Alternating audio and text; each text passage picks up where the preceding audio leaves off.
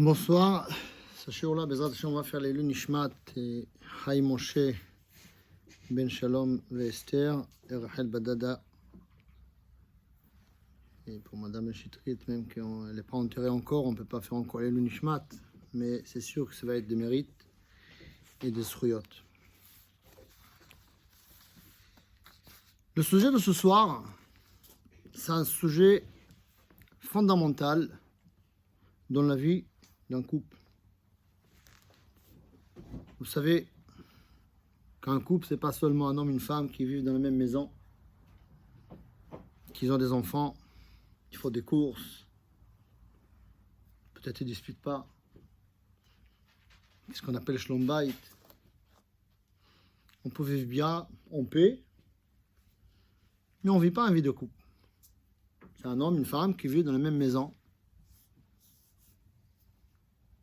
À part qu'ils sont mariés dans un mariage civil, dans un mariage religieux, il n'y a pas de plus. On fait des choses en commun. Mais il n'y a pas quelque chose, il n'y a pas un lien entre les deux. Au contraire, quand on a cet lien, cet amour profond, alors ça joue sur notre vie physique, morale, mentale, sur notre santé, sur la parnassa, sur notre réussite. Ça joue sur nos enfants, la réussite de nos enfants, la santé de nos enfants, morale, physique, tout. Énormément de choses, on peut dire tout. Tout ce qu'on a dans notre vie, à nous personnels et à nos enfants, à notre famille, ça commence par le lien et l'amour qu'il y a dans le couple. C'est vrai, j'aime pas cette phrase, le lien et l'amour dans le couple, comme s'il y a le couple, il y a aussi le lien et l'amour. Il y a une maison, il y a une armoire, il y a la maison. Non. Le lien et l'amour qu'on parle ici, c'est le couple. C'est pour ça que j'aime pas trop la phrase dans le couple. Ça veut dire, non, le couple, c'est le lien et l'amour. Et malheureusement, je vais dire des choses un peu dures, malheureusement, la majorité des couples dans le monde, aussi on parle chez nous, le monde juif aussi, ils n'ont pas vraiment le lien et l'amour. Alors je précise que je parle d'amour, alors dans le monde on parle d'amour, on parle dans une relation physique. Quand on parle d'amour, je parle c'est une partie sentimentale très forte qui passe entre un homme et une femme. Et la raison pourquoi aujourd'hui on n'a pas ça, chez la majorité, c'est parce qu'avant, et quand je parle avant, je ne parle pas à notre parent, hein, je parle à 150 ans, 200 ans, les enfants, ils ont vu ça à la maison. Ils ont vécu cet lien fort, avec tous les reproches qu'on peut faire à l'ancienne génération, parce qu'on ne connaît pas cette ancienne génération que je parle à 100 ans, 150 ans, 200 ans. On connaissait peut-être notre parent, notre grands-parents, mais on ne connaissait pas qu'est-ce qu'il y avait avant. Mais les enfants, ils ont vécu ça, ils ont vécu ça, ils ont respiré cet amour, cet lien qu'il y avait entre les parents. Et vous savez que les enfants, en général, ils reproduisent qu'est-ce qu'ils voient à la maison. Et c'est pour ça, aujourd'hui, on essaye, un mois ou 2 mois avant le mariage, faire une petite adracha, une petite formation au Khatan et Kala. Et dans le meilleur des cas, avec cette petite formation que le Khatan et Kala ils font avant le mariage, ils se rendent compte en fait qu'il y a un sujet énorme devant eux, et ça ne suffit pas du tout pour leur vie. Ils comprennent qu'après le mariage, il faut apprendre, il faut approfondir. Ils lisent des livres, ils écoutent les cours, ils demandent des conseils aux rabbinim, aux des gens professionnels. Ça, c'est le meilleur cas. Malheureusement, beaucoup de cas, c'est pas ça. En fait, on apprend cette formation, cette adracha, juste pour avoir le certificat, pour que le rav peut nous marier, parce que sinon, on ne peut pas se marier. Et le problème, qu'on est attaché par ce sentiment qu'on appelle l'amour, et là, c'est la place de l'amour physique, la vie intime, Et c'est vrai, en premier temps, on est comme des fous. Ça dure maximum 4 heures, 4 ans. Après 4 ans, il n'y a plus envie. Alors il est où cet amour? Alors toujours on a une blague, ouais, les photos, coucher de soleil, c'est joli, c'est bien. Mais il est où cet amour après? Il est où ce lien qu'il y a entre l'homme et la femme? Malheureusement, il n'y a pas. C'est parce qu'on n'a pas construit, parce qu'on ne savait pas peut-être c'est quoi. Et bien, c'est étonnant. Quelque chose de tellement important, tellement fondamental. Avec tous les avantages qu'on a dit tout à l'heure, que c'est toute notre vie, toute notre vie dépend de ça. Comment on peut apprendre 1 mois ou 2 mois avant le mariage et une formation qui s'apprend en tout peut-être quelques heures pour une vie entière? Vous savez, n'importe quel métier, même beaucoup plus simple, on apprend beaucoup plus de temps. Et là, en quelques heures, vous voulez qu'on vit une vie top. C'est pas possible. Alors il y en a qui peut-être, il peut poser la question, alors pourquoi on ne permet pas que le couple va vivre avant le mariage ensemble? Comme ça l'homme il va connaître la femme il va connaître l'homme, on va savoir comment on vit ensemble, est-ce que ça marche pas, etc. Je ne parle pas à halakha. Je ne parle pas du tout à halakha, moutar assour. On va à côté là, le moutar et assour. La raison est très simple. Parce qu'on peut vivre ensemble 10 ans, 20 ans. Comme on a dit qu'il y a des couples qui vivent ensemble dans la même maison. Mais ils ne savent pas c'est quoi une vie de couple. Ils ne savent pas c'est quoi cet lien et l'amour qu'il y a entre l'homme et la femme. Alors, ce n'est pas l'expérience pratique qui va jouer ici, c'est la connaissance, c'est à savoir. Ça veut dire quoi cet amour qu'on parle? C'est quoi cet lien qu'il doit avoir entre un homme et une femme? Et ça doit passer à 2. C'est pas possible que c'est un seul. C'est obligé que cet lien, c'est un travail qui vient des 2 côtés, l'homme et la femme. C'est comme ça qu'Akadosh Baruch Hu il a créé le monde, et c'est comme ça les choses fonctionnent. Et la vérité, je dois avouer que j'ai hésité énormément. Est-ce que je vais parler sur ce sujet ou pas? Il y a un petit danger ici. Ce sujet-là, ça peut déclencher des problèmes qu'au des fois on n'a pas vus. Pas parce qu'ils n'étaient pas là. Peut-être, il y en a qui veut dire, ah, si les choses sont vraies, alors elle est où ma vie dedans? C'est pour Chaz Shalom, déclencher des problèmes. Et j'ai hésité, parce qu'on doit faire très attention, même que les choses sont vraies. C'est pour ça, je dis clair. Le but de ce cours-là, c'est pas déclencher de problèmes, Chaz Shalom. C'est juste apprendre la mode de route, ça veut dire prendre conscience qu'est-ce qu'on doit faire. Et il faut savoir que dans le judaïsme, jamais c'est tard. Même que peut-être après qu'on va parler, on va trouver que notre vie, elle est loin de ce qu'on dit. Mais dans la Torah, c'est une règle. Jamais c'est tard. Jamais. Et n'importe où on est, toujours on peut commencer, toujours on peut avancer, toujours on peut faire un pas. Et déjà, quand on fait des pas, déjà qu'on va commencer, on va trouver déjà beaucoup d'avantages, beaucoup de bonheur. On va être heureux dans notre vie. On aura déjà la force à continuer et à avancer dans notre vie. Et ça, il ne faut pas oublier. C'est pour ça, je répète, le but de ce cours-là, Be'ezrat Hashem, c'est pas pour analyser notre vie, ou de votre vie, et chacun qui a la façon comment réfléchir. Le but de ces cours-là, c'est juste prendre conscience des choses que peut-être on sait et on n'est pas réalisé, ou peut-être des choses qu'on ne savait pas. Et là, on peut commencer à démarrer. C'est pour ça, cette feuille-là, en fait, c'est toute cette traduction-là que je dis maintenant, je préférais l'écrire. Vous pouvez le voir assez après à la maison. Vous pouvez montrer à votre mari aussi. Toujours, c'est en fait, c'est le résumé de ce que je dis maintenant, avant de commencer le cours.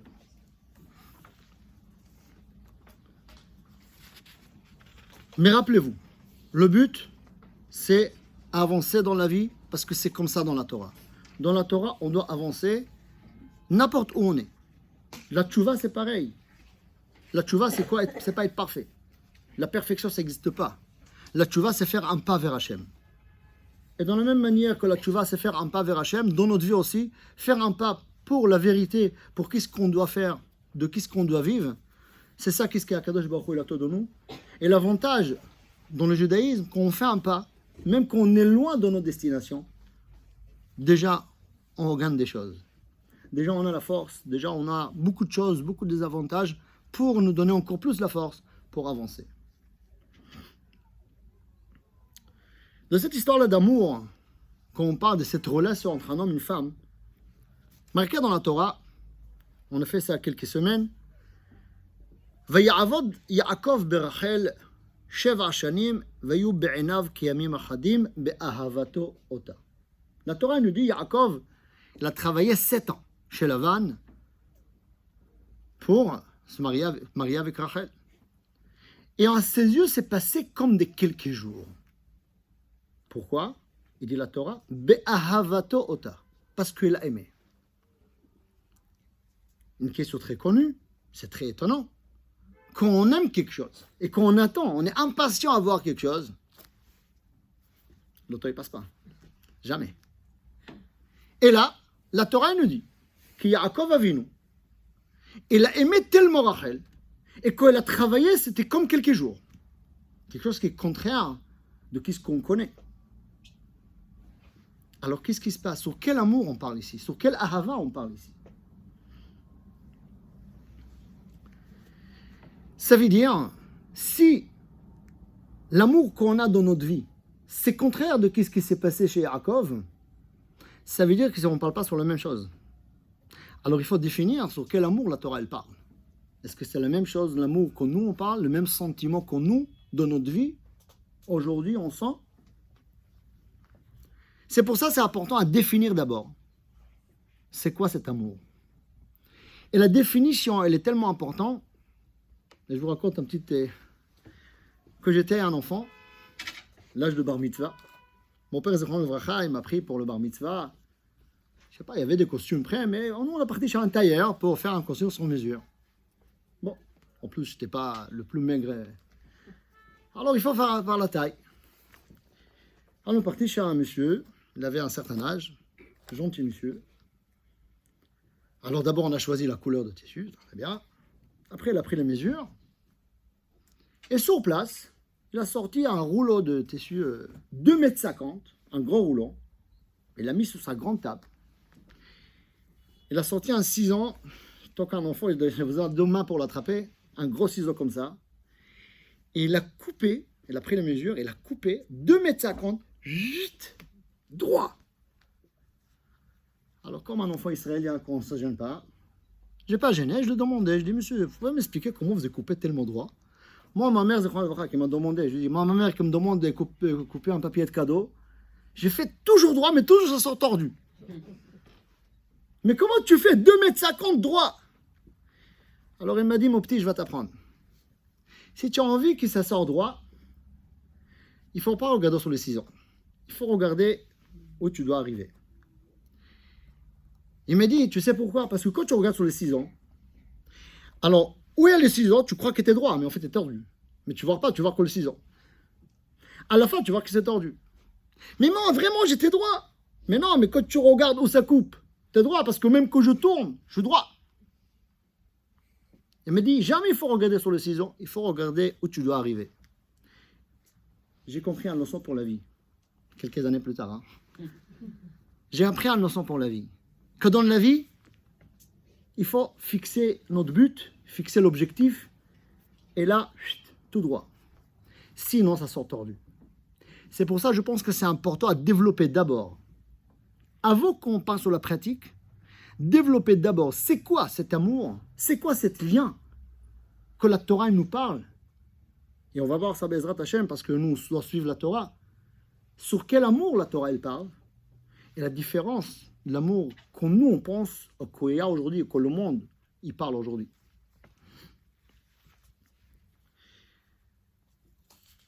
Dans le monde aujourd'hui, le notion d'amour,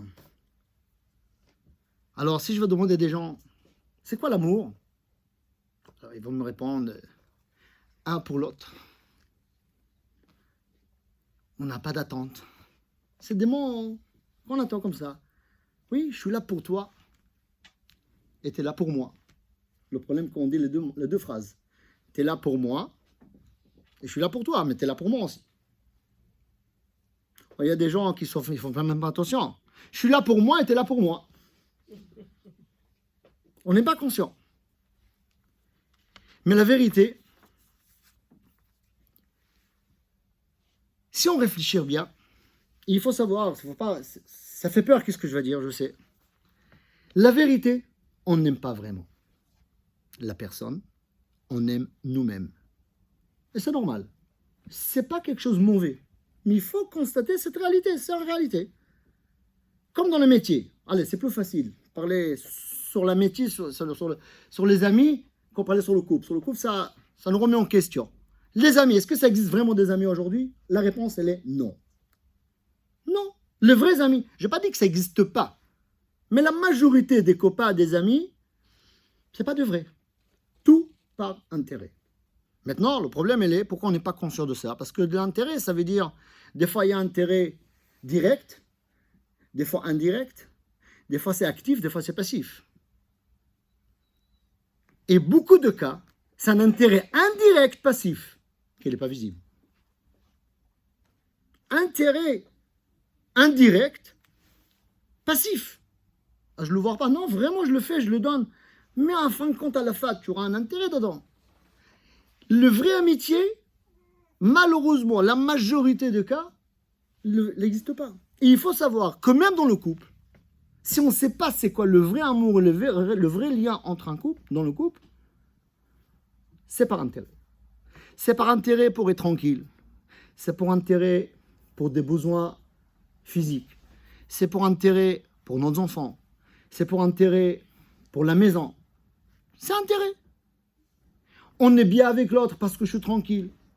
Il me comble, des fois sentimentalement, des fois physiquement. C'est intérêt. Et c'est pour ça,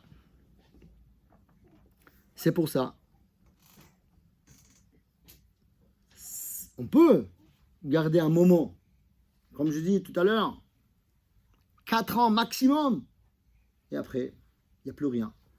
On ne sent pas. Alors aujourd'hui, c'est la nouvelle mode. On cherche à renouveler, faire des choses pour flammer le couple, qu'on sent cet amour.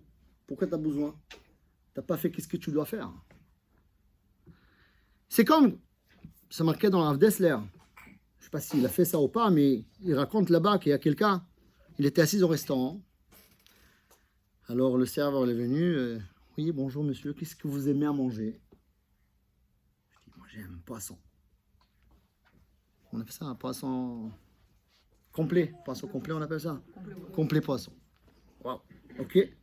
5 minutes après, le serveur arrive avec une assiette en voile comme ça, avec le poisson bien grillé, avec des herbes comme ça. On voit le trait de la grille. Wow. L'odeur, magnifique. Le monsieur, il prend le couteau et la fourchette pour le manger. Il leur avait dit, je l'ai arrêté. Qu'est-ce que tu fais? Si tu l'aimes le poisson, pourquoi on l'a tué? Pourquoi tu le manges? Garde-le chez toi à la maison. Dans l'aquarium, on sort l'aquarium, je ne sais pas, mais ça veut dire que tu n'aimes pas le poisson. Tu aimes toi-même. Et comment tu te gâtes? Comment tu montres que tu aimes toi-même? Quand on mange un poisson, alors tu n'aimes pas le poisson, tu aimes toi. Tu es égoïste. Mais le poisson, ça te fait plaisir. Mais c'est exactement ce qu'on parle ici. Cet amour que nous on parle, c'est en fait, on aime nous-mêmes. Alors pour moi, j'aime l'autre. Ça veut dire que c'est par intérêt.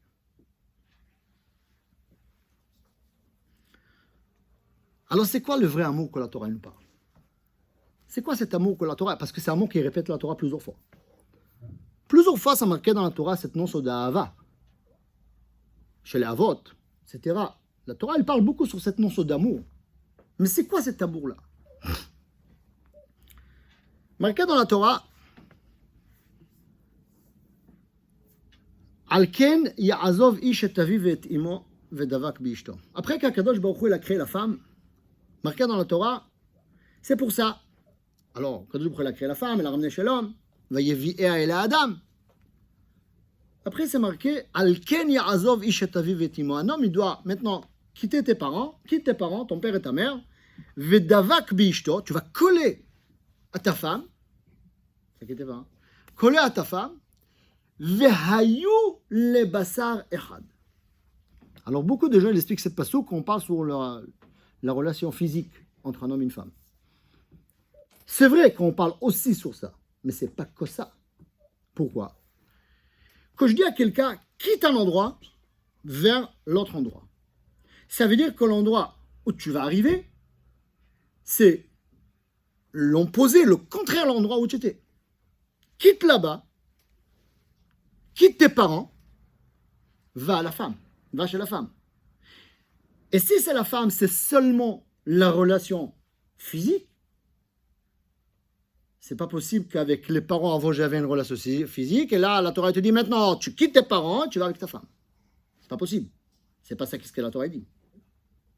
Et si la Torah dit avec les parents c'est une relation parentale et avec ta femme c'est une relation physique, alors pourquoi j'ai besoin de quitter mes parents? Je peux rester le fils de mes parents et je peux vivre avec ma femme. Pourquoi la Torah a besoin de dire que tu dois quitter tes parents? Forcément qu'on parle sur le même type de relation, et là tu vas arrêter avec tes parents, et maintenant tu vas avec ta femme. Alors c'est quoi cette relation? La relation parentale, le lien, je dis le mot relation. Le lien parental, c'est un lien qui commence par un lien biologique, cet amour qu'on a à nos enfants, parce que les enfants c'est une partie de nous. Ça c'est le lien parental, que ça développe dans la vie. Quand ils sont petits, c'est un petit lien. Quand ils sont grands, c'est encore plus fort, même qu'au défend, on ne le sait pas. Hachem Ishmor, que Dieu nous préserve. Les parents qui ont perdu les enfants, il dit, c'est beaucoup plus dur de perdre un grand garçon, un grand enfant, que le petit. Pourquoi? Parce que le lien est plus fort. Mais ça, on appelle ça le lien parental.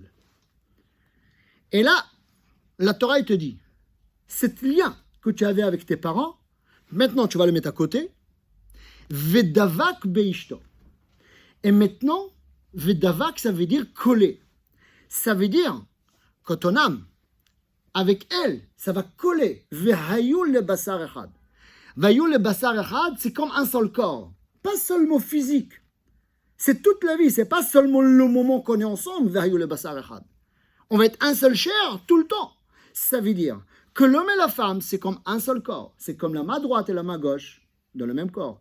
La main droite et la main gauche, chacun il a des choses différentes qu'il fait. Chacun il a ses idées, chacun il veut faire quelque chose. Des fois on fait quelque chose avec la main droite, des fois on fait quelque chose avec la main gauche. Mais quand même on est reliés dans le même corps. Quand même la main droite, il fait jamais mal à la main gauche et la main gauche, elle va protéger toujours la main droite.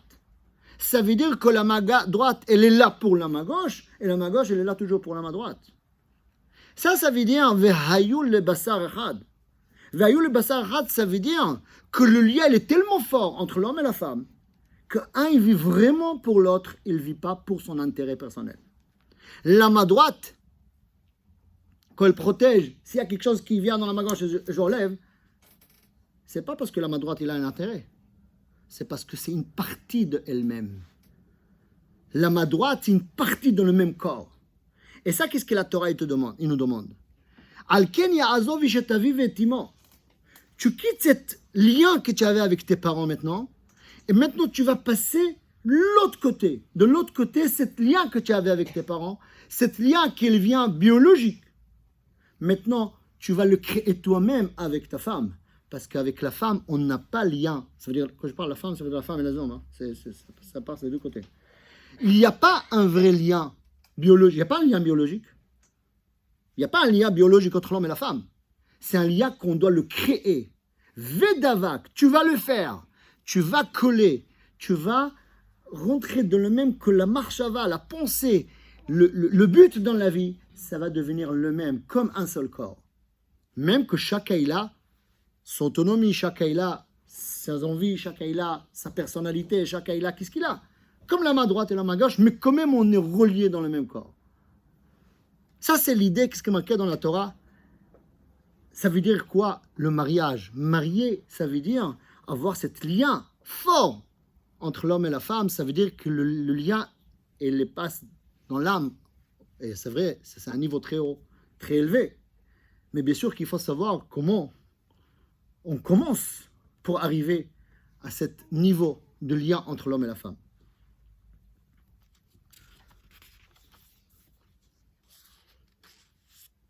Maintenant, on va comprendre Yaakov Avinu. Le moment qu'on pense sur nous, comme le fort amour, qu'est-ce qu'on a dit? En fait, c'est par notre intérêt. Alors effectivement, le temps il passe très lentement. Mais le moment qu'on n'est pas sur nous, on est concentré complètement sur l'autre, on ne fait même pas attention que le temps il passe. Et je donne un exemple dans notre vie. On s'assoit dans un cours, j'espère pas de ce cours-là, et on est tellement intéressé, on s'ennuie dans le cours. Chaque seconde, on regarde la montre et on attend le temps qui va passer. Un enfant, il est obligé d'être à l'école. C'est comme ça. Je ne peux pas sortir en plein cours ce que je veux. Je ne peux pas faire ce que je veux. Mais ça ne m'intéresse pas d'écouter le cours. Oh, c'est très long ce cours. Oh. Un enfant qui va se concentrer de ce qu'il attend, il est intéressé de ce qu'il attend, soit déjà ça a sonné. Qu'est-ce qui se passe? Si tu n'es pas sur toi, le temps il passe vite. Si tu es sur toi, parce que quand tu t'ennuies, tu penses à toi, qu'est-ce que je vais faire ce soir? On va aller, comment ça va être Hanouka? On va aller en vacances. Tu dois toi-même, tu penses à ton égoïsme personnel. Alors là, le temps il passe très lentement. Yaakov Avinu, il a aimé Rachel, pas par son amour à lui, pas parce qu'il a aimé lui, parce qu'il a aimé Rachel. Vayou be'enav k'ayamim achadim, c'est passé en quelques jours. Il n'était pas concentré sur lui, il était concentré sur Rachel. C'est pour ça, Yamim Achadim, c'est passé rapide.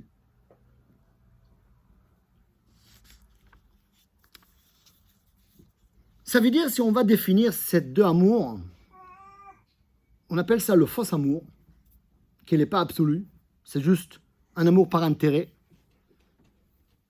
Et le vrai amour, c'est un amour sans intérêt, inconditionnel.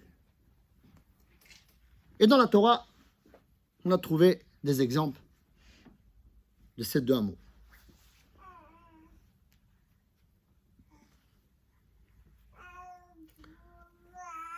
Chez Yaakov Avinu, c'est marqué Veyehav Yaakov et Rachel. Clair, Yaakov, il a aimé Rachel. C'est un peu étonnant. On parle, c'est quoi l'histoire de Yaakov? J'imagine que vous connaissez, je le répète rapidement. Yaakov, il a quitté sa maison, il est parti 14 ans le Shem Va'ever, il a étudié la Torah, il est dirigé vers la vente par le conseil de sa mère et son père. Il arrive dehors de la ville, où il y a tous les bergers avec un puits d'or. Il demande, vous connaissez la vente? Quelqu'un, on connaît, bien sûr. Il finit même pas parler avec les bergers, il lui demande pourquoi vous attendez. Il lui dit non, on attend parce que le pierre elle est très lourde, on attend tout le monde se réunit, et comme ça on va lever la pierre pour donner boire au troupeau. Et voilà, il finit même pas parler avec les bergers. Vers Rachel Yotzati Massan, et Rachel, elle arrive avec le troupeau. Yaakov, il voit Rachel pour la première fois. Coup de foudre. Waouh! Elle est belle. Marqué dans la Torah. Yefat Torah vetovat mareh. La Torah, elle dit clair. Alors, il joue le gentleman, costaud, un vrai mec. Hop, il enlève la pierre. En vrai, l'histoire d'amour.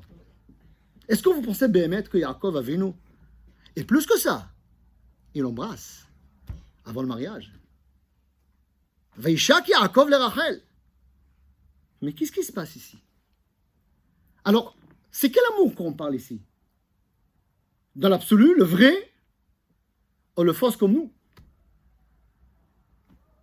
Et en plus, c'est marqué dans la Torah, Ve'ene le harakot. Ve'ene le harakot. Il avait une maladie dans ses yeux. Alors, les cils, il n'avait pas de cils. Et les soucis, il n'avait pas à cause des pleurs.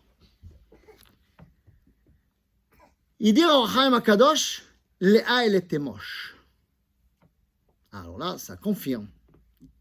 Elle n'a pas aimé Léa parce qu'elle était moche, elle a aimé Rachel parce qu'elle était belle. Est-ce qu'on peut dire ça sur Yaakov Avinu? Non, non, Chaz v'Shalom, bien sûr que non.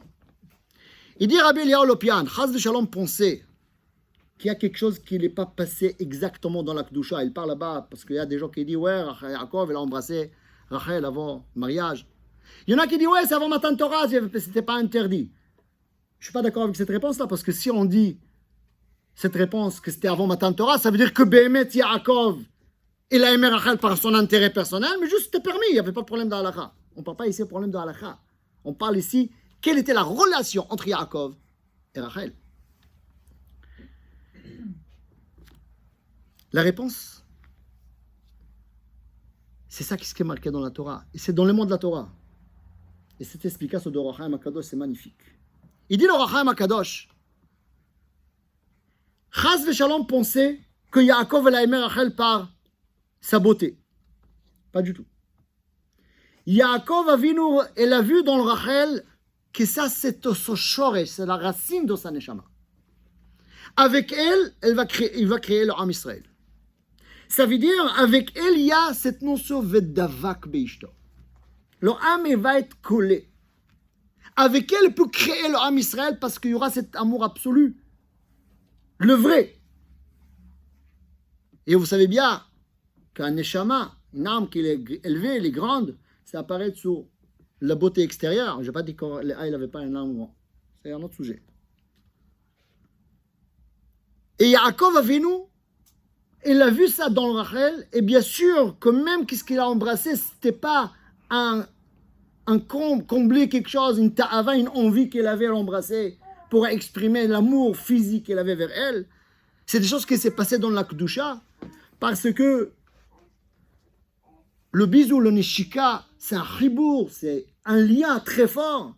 C'est pour ça qu'on utilise ça de moments spéciaux. Et ça arrive vers le Bassar Echad, et on arrive dans le même morceau de Passouk, qu'ils arrivent il vient le même chair, comme un seul chair. Ça, c'est un niveau très élevé que Yaakov Avinu est arrivé. Il a aimé Rachel parce qu'il savait que Rachel, c'est la partie de la neshama de Yaakov Avinu. Différent de Léa. Parce que Léa est née Léa Rakot, ça veut dire qu'elle a pleuré. Et la Gemara dit pourquoi Léa elle a pleuré? Parce que Léa était destinée à Esav. Et Léa elle a pleuré parce qu'il ne voulait pas se marier avec Esav. Ça veut dire qu'à la base, Léa n'était pas destinée pour Yaakov. Ça veut dire qu'avec elle, à la base, elle ne pouvait pas créer cette lien. Et c'est ça qu'est-ce qu'il dit la Torah. Elle a aimé Rachel parce qu'avec Rachel, il pouvait créer cette lien. Et il n'a pas aimé, entre guillemets, jamais c'est marqué que Yaakov n'a pas aimé Rachel, Léa d'ailleurs. C'est marqué que Léa, elle a senti qu'elle était détestée. Mais jamais il a marqué que Yaakov ne l'a pas aimé. C'est un sentiment de Léa. Elle a senti comme ça. Ok. Mais Yaakov Avinu de son côté, à la base, le lien, il était avec Rachel. Après, Akadosh Baruch Hu, parce qu'Akadosh Baruch Hu, il fait des choses que des fois on ne comprend pas. Il y avait une modification. Et il y avait une 4 imaot, Léa, Rachel, Zilpa et Bila. Et c'est ça qu'est-ce qu'il y a Yaakov Avinu. C'est ça qu'est-ce qu'il y a Yaakov Avinu. Il a senti sur Rachel. De l'autre côté, on a trouvé à peu près le même terme de Passouk. Vayehav et Hana'ara. Là-bas, on parle sur Shrem ben Hamor. Yaakov Avinu, après qu'elle a quitté la Haran, elle est arrivée à Shrem, la ville de Shrem, et elle avait une fille, Dina, la fille de Léa. Et Dina, elle est sortie, voir qu'est-ce qui se passe dans la ville. Shrem ben Hamor, elle a vu un goy, un rachat, elle a pris, elle a violé. Là-bas, ça marquait aussi le même mot. Vayehav et Tane'ara. Comme Vayehav, Yaakov et Rachel, sur Shrem ben Hamor, c'est marqué le même mot. Vayehav et Tane'ara. Mais c'est quel amour là-bas? Le faux. C'est pour sa ta'ava à lui, c'est envie à lui. C'est ça l'amour qu'il y avait. Et c'est pour ça qu'on regarde dans la Torah, le mot Na'ara, Vayehav et Tane'ara, elle l'a aimé, cette jeune fille. La Na'ara, elle est marquée Sohé à la fin. Vayeav et Tana'ar. Pourquoi il n'y a pas He? Parce qu'il n'y a pas Hachem. He, c'est la lettre de Akadosh Baruch Hu. Il n'y a pas Hachem de cette relation. Cette relation-là, elle est extérieure. C'est juste pour lui, c'est pas pour elle. Et c'est pour ça, elle a violé, elle a fait beaucoup de choses graves avec cette fille, avec Dina, comme c'est marqué dans le Rashi. Voilà la différence qu'il y a entre ces deux amours. Est-ce que tu aimes toi-même? Ça, c'est Shrem Ben Hamor. Ou tu aimes vraiment la femme? Ou tu aimes vraiment ton mari? Est-ce que tu aimes vraiment l'autre? Ça, c'est la différence, et ça, c'est la définition d'une ahava, l'amour que la Torah elle parle. Quand on parle d'un amour, c'est un lien très fort qu'il y a à l'intérieur, et je pense entièrement sur l'autre, et l'autre, il pense entièrement. Ça veut dire qu'on utilise les mêmes phrases, mais dans notre concept. Je pense sur l'autre, l'autre, il pense sur moi. Mais dans le monde, quand on dit dans le monde, c'est pas vrai. Tu penses sur l'autre, mais en fait, tu penses sur toi. Mais là, vraiment, il faut qu'on pense sur l'autre à 100%.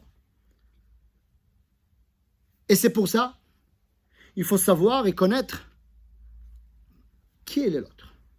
C'est qui l'autre? Pour le donner, qu'est-ce qu'il a besoin vraiment? Pas qu'est-ce que moi je pense qu'il a besoin. Qu'est-ce que vraiment l'autre a besoin? Il faut le connaître. Je ne pense pas qu'il y a beaucoup qui expliquent ça avant le mariage. Un homme, il doit savoir c'est quoi une femme, pas c'est quoi un homme. Et une femme, il doit savoir c'est quoi un homme, pas c'est quoi une femme.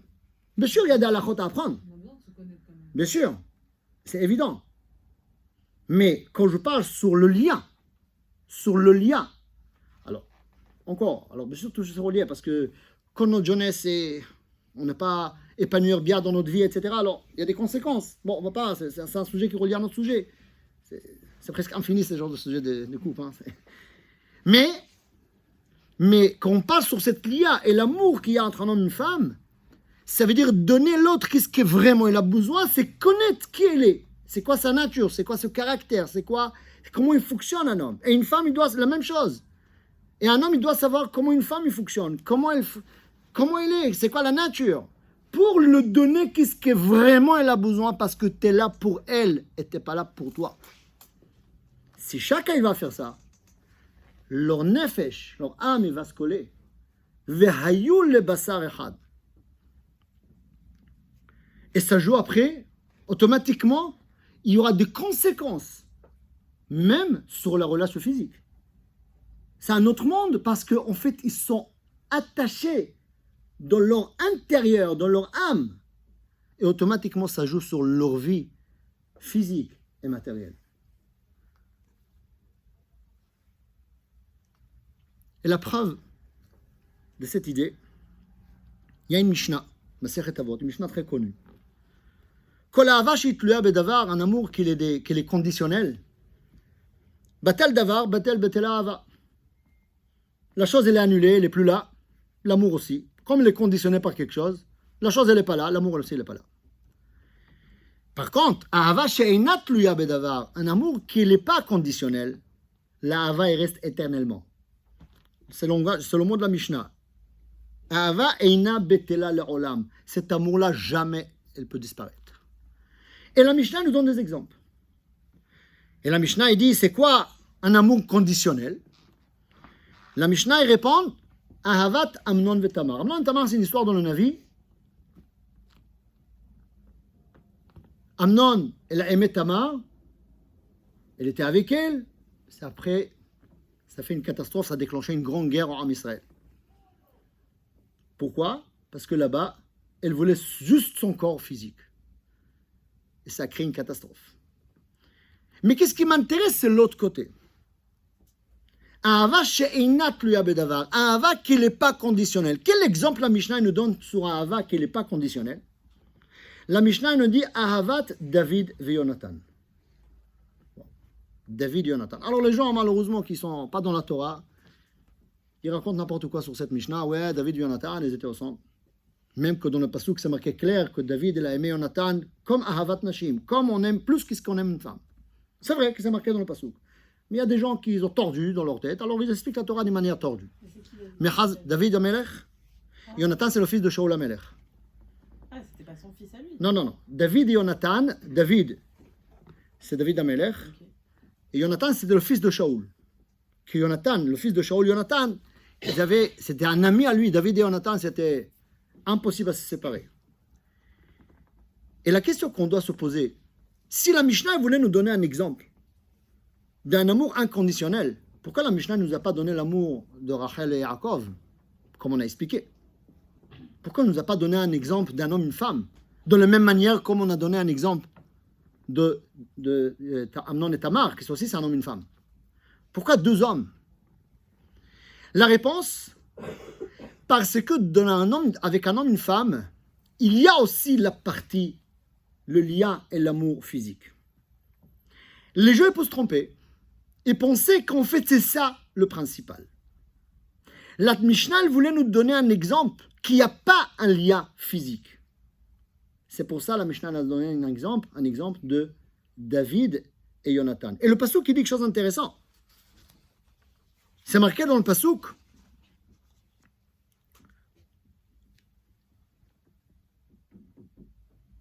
Ki ahavat nafsho ahavo.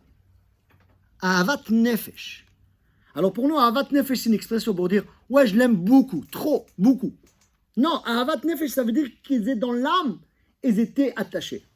Et c'est possible, comme je dis, entre les amis aussi c'est possible, mais c'est rare. David et Jonathan nous sont arrivés de cet lien.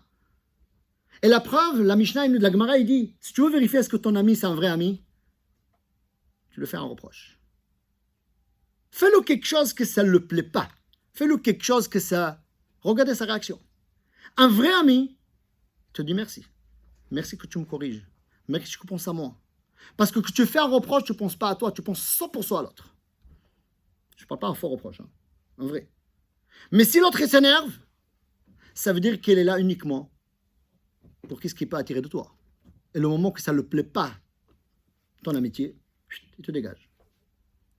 Ça veut dire que le vrai Ahavat Nefesh, cet amour qui est relié dans l'âme, c'est quoi? Que je pense entièrement sur l'autre parce que je suis attaché à l'autre. Et c'est pour ça la Mishnah nous donne cet exemple de David et Jonathan, qu'ici on ne peut pas se tromper. Il n'y a pas un lien physique aussi. Parce que dans un couple, il y a aussi le lien physique. Quand les gens ils peuvent se tromper. Mais attention, je n'ai pas dit qu'il ne faut pas avoir cet lien. Cet lien, il est indispensable, il est vital, il est obligé pour la vie et pour la mitzvah. Il n'y a pas de doute. Mais ça ne commence pas par ça. Ça commence par un attachement. Alors, c'est vrai que physiquement, ça commence par un lien physique. Mais si on reste seulement sur cet lien, on ne va pas créer le vrai amour qu'il y a entre le couple. Ça, c'est quelque chose qu'on doit le construire. Ce n'est pas quelque chose qui vient automatiquement parce que ce n'est pas biologique.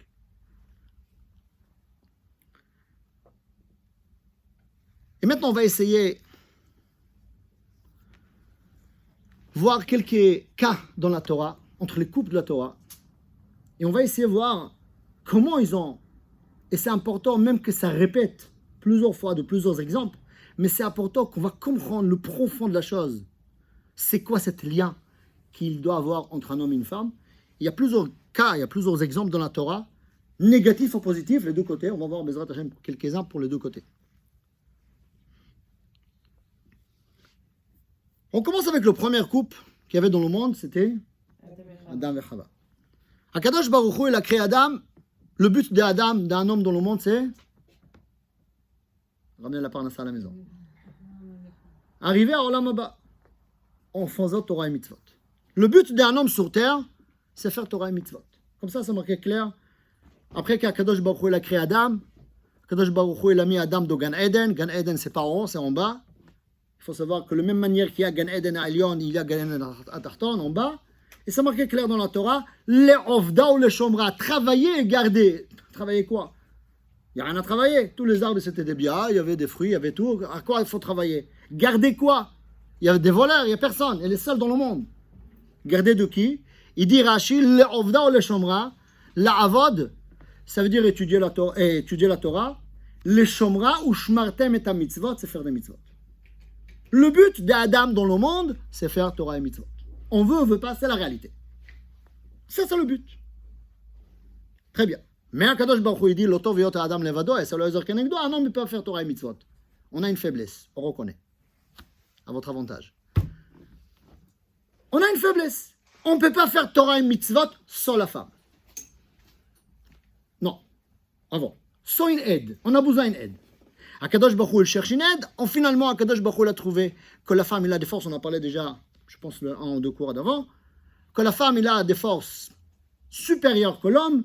Elle est capable de faire son mission à elle. Et Akadosh Baruch Hu, il a rajouté une deuxième mission. Aider l'homme à faire Torah et mitzvot. Qui est l'inférieur, qui est le supérieur? La femme, elle est supérieure que l'homme. D'après la Torah. Alors, tous les gens qui nous accusent que, d'après le judaïsme, la femme est inférieure, c'est faux. Pour ça, la Torah, Chachamim, ils ont enlevé certaines mitzvot et le limud Torah parce que la femme ne peut pas faire ce travail-là avec le limud Torah et les mitzvot sur les poids de temps. Elle est chargée de travail. Akadosh Baruch Hu vous a donné des qualités que vous pouvez faire 2 choses à la fois. Qu'est-ce que nous, on n'est pas capable de faire? Et etc., etc. Et le plus important, qu'est-ce qu'Akadosh Baruch Hu vous a donné? Un accès direct chez lui. La tfila. Une femme prend une sidour et met sur ses yeux et les yeux en haut. Je vous assure, nous, pour s'accrocher, on est presque arrivé à Yul Ratzon pour s'accrocher. Et d'ailleurs, j'ai vu ça une pirouche là pas longtemps, c'est intéressant. Pourquoi il y a Yul Ratzon à la fin de la tfila? Parce que le but de la tfila, c'est le cœur. Et qui s'accroche? C'est très compliqué. Mais quand on arrive à Yul Ratzon, on demande des choses personnelles, là-bas, on s'accroche. Mais c'est intéressant. Mais bon, c'est pas notre sujet en tous les cas, la tfila. Ça, c'est la femme.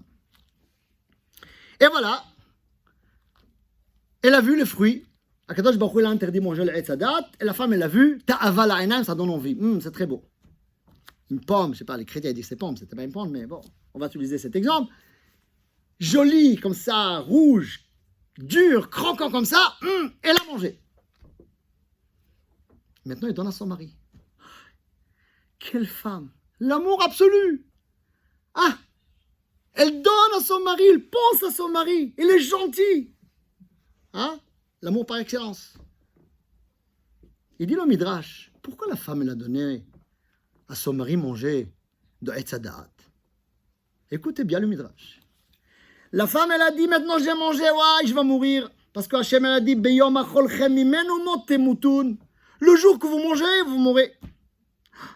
Si je vais mourir, mon mari va trouver une autre. Hachem, il va le créer. C'est Midrash, hein, c'est pas moi. Le Midrash, il dit comme ça. Hachem, il va créer une autre femme. Ah non, c'est pas possible. Je le donne manger. Alors là, s'il mange, il doit mourir aussi. Mais si Akadosh Baruch Hu, il va tuer lui et moi, le monde, il n'a pas de but, parce que le but, c'est l'homme dans le monde. Alors le monde, on va voir comme avant. C'est pas possible. C'est sûr qu'Akadosh Baruch Hu ne va pas tuer ni moi, ni lui. Par intérêt. Elle a aimé son mari par intérêt. Elle a aidé, elle a donné manger à son mari. Tiens, c'est très beau la pomme, c'est très bien le fruit, très beau, ouais, c'est joli, c'est beau, qu'est-ce que tu veux? Mais par intérêt, derrière, il y avait un intérêt personnel. C'est pas le vrai amour. Akadosh Baruch Hu l'a puni. De l'autre côté, on a vu une histoire exactement l'opposé. Une dispute entre un homme et une femme dans la Torah. Vous avez une idée, c'est qui? Abraham et Sarah.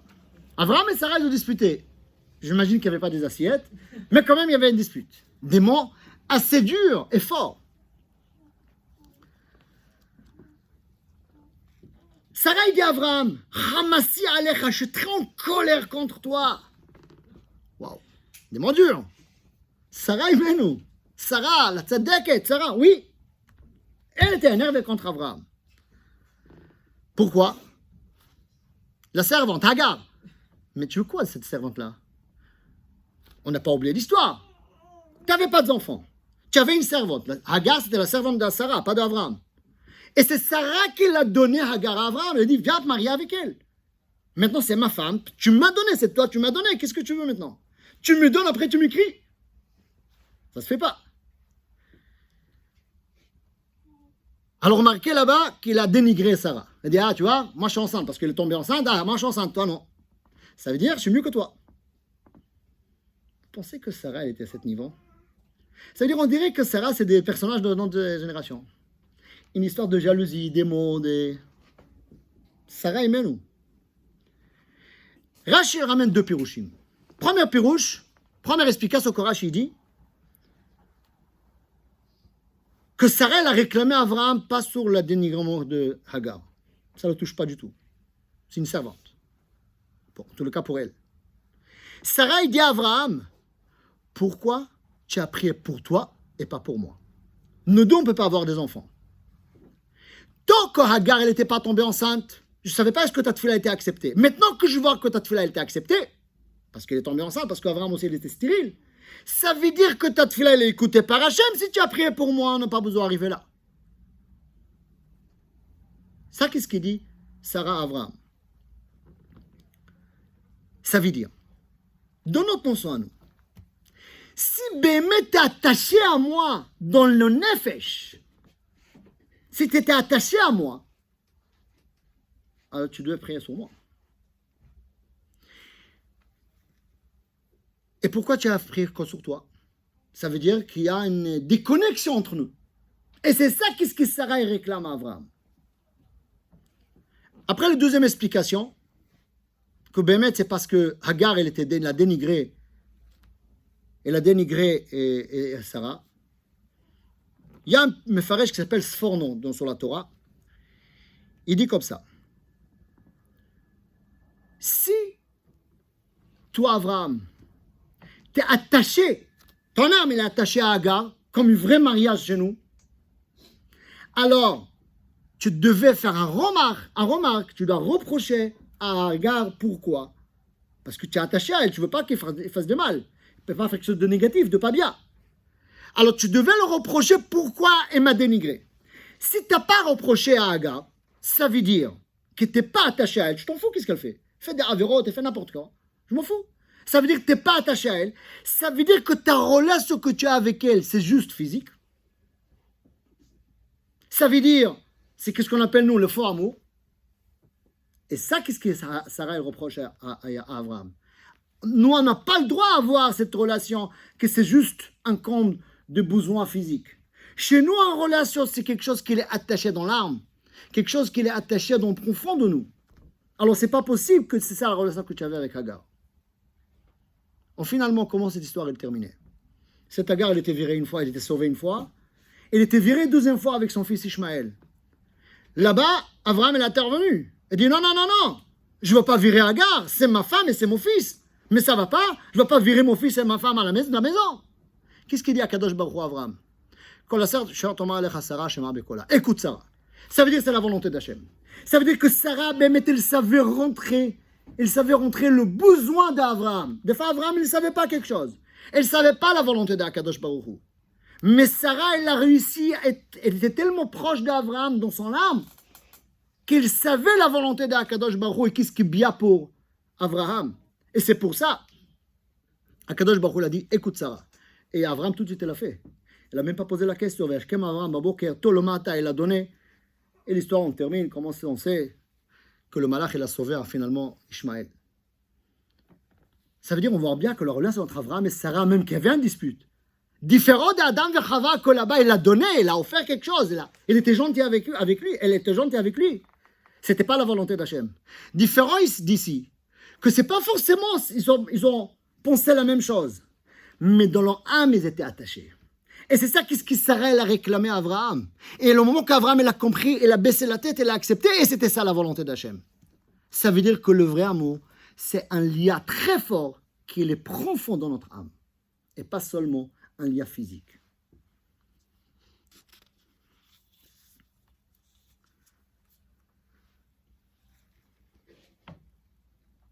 Un autre cas qu'on voit dans la Torah.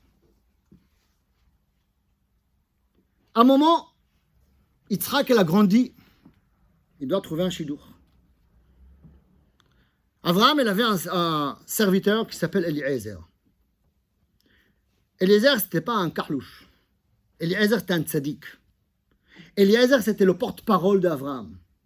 Ce n'était pas un esclave comme nous, on a l'habitude de voir un esclave, ça veut dire des avadim, des gens qui sont... C'est comme des objets.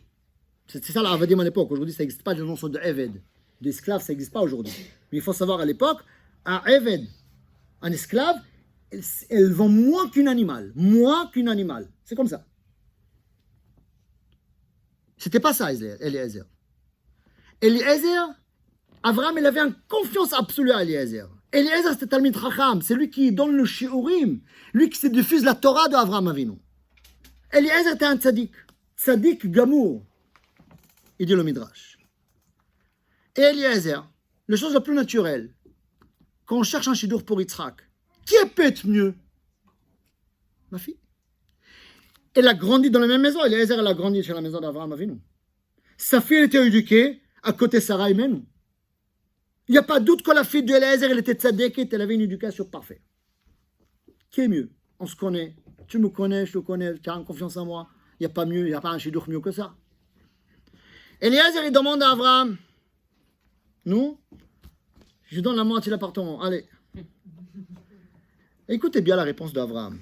Abraham, il lui dit, toi, il faut être fort hein, pour le faire, toi, tu as une malédiction sur toi, Arour. Et moi, je suis Baruch. J'ai une bénédiction. Ve'en Arour middabek bebaruch. Il y a un mot qui middabek. Middabek vedavak, la même racine. Qu'est-ce qu'il voulait dire Abraham? Abraham, il dit à Eliezer, toi, tu viens de Canaan. Canaan, c'est le fils de Noach. Le fils de Noach, il a fait qu'est-ce qu'il a fait à Noach? Pourquoi? C'est une envie, ta'ava. Ta'ava. Ça veut dire que Noach, en fait, la racine de ce peuple, de Canaan, il vient par des gens qui regardent uniquement à leur intérêt personnel, qu'est-ce qu'on appelle l'envie, la ta'ava. Ils n'arrivent pas à avoir cet lien dans l'âme. Noach, il a maudit Canaan. Mais cette malédiction, c'est pas seulement sur Canaan, la personne, c'est toute sa génération, toute sa descendance. Pardon, pas génération, toute sa descendance. Et il dit à Avraham Avinu, toi, t'es Arour, peut-être t'es tzaddik, mais tu n'as pas la possibilité d'être collé. En Arour midabek, parce que chez nous, c'est vedavak beishto. Chez nous, s'il y a un lien dans l'âme, et chez toi, c'est pas possible. Techniquement, c'est pas possible. Pas parce que tu n'es pas tzaddik, pas parce que tu es mauvais, non, tu es très bien. Mais techniquement, ça marche pas. Ça, qu'est-ce qu'il dit Avraham à Eliezer? Ok. Alors, il fait jurer à Eliezer, tu vas chercher une fille pour Yitzhak à Haran, chez ma famille. Eliezer, elle arrive à Haran, elle arrive à côté de puits avant la rentrée de la ville. Et là, Eliezer, il demande à Kadosh Baruch Hu un signe très précis. Il dit à Kadosh Baruch Hu, regarde, une fille qui est ça, et je lui demande à boire, elle me donne à moi, et il me donne aussi les chameaux. Ça, c'est un signe que c'est elle que tu as choisi. Waouh! Et à Kadosh Baruch Hu, il leur répond à la lettre. Elle n'a même pas fini de parler, et Rivka, elle sort, elle le donne à boire, elle le donne, après il donne au chameau, elle a donné déjà les bijoux. Qu'est-ce qu'on appelle aujourd'hui les fiançailles, les panières, tout. Très bien. Eliezer, pourquoi tu as choisi cette signe? Tu voulais vérifier quoi? Tzniut? Il y a des autres moyens pour vérifier la tzniut. Yirat Shamaim, on peut faire autrement. Chesed, pourquoi Dafka de cette façon? Chesed, elle a demandé, il y a place chez vous à la maison? Oui, bien sûr, rentre chez nous à la maison, tu viens à place, tu viens. Il l'a fait d'ailleurs. Pourquoi il a choisi cette signe-là avec l'eau? Vous savez pourquoi? Parce que Eliezer, il a une mission. Chercher une femme qui est adaptée à Yitzhak. La famille d'Abraham, de Yitzhak, il faut trouver quelqu'un qui peut relier dans l'âme, qui aura un contact, qui aura un lien dans le neshama, dans le nefesh. Comment? Quelqu'un qui pense sur l'autre. Quelqu'un qui ne prend pas lui en... C'est pas son intérêt, elle est entièrement pour l'autre. Et regardez, qu'est-ce qu'il a vérifié, Eliezer, chez Rivka? Je lui demande à boire. Comment? Pas d'un verre. Directement de Kad. Et là, elle va me donner, parce qu'elle est gentille, très bien. Mais d'un côté, verser l'eau devant moi, parce que je n'ai plus par la bouche. Je ne peux pas ramener ça à la maison. Verser à côté de moi par terre, ça ne se fait pas. Elle-même, elle va proposer qu'elle va donner en chameau, pour ne pas me vexer. Et donner en chameau, c'est pas facile. C'est aller-retour. Il n'y a pas un, il y a 10. Ça veut dire qu'elle pense entièrement sur l'autre. Qu'est-ce que l'autre il pense? C'est qu'il ne va pas être gêné. Je lui donne qu'est-ce qu'il a besoin. Et elle fait la chose d'une manière intelligente. Ah, cette femme-là qu'elle pense sur l'autre entièrement, elle, c'est la femme pour Yitzhak. C'est pour ça qu'Eliezer a demandé cette signe. C'est ça qu'est-ce qu'on voit dans la Torah. L'amour que Yitzhak, qu'Eliezer a cherché pour Yitzhak.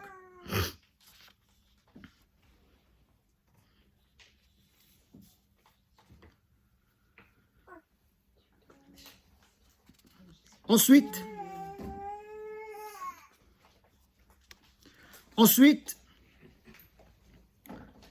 la Torah nous raconte sur Esav. Esav, le fils de Yitzhak. Elle est mariée avec des filles de la région. Qu'est-ce qui est interdit dans la famille d'Abraham? C'est mariée avec des filles de... Bon, Esav, elle n'a pas suivi le chemin, ok.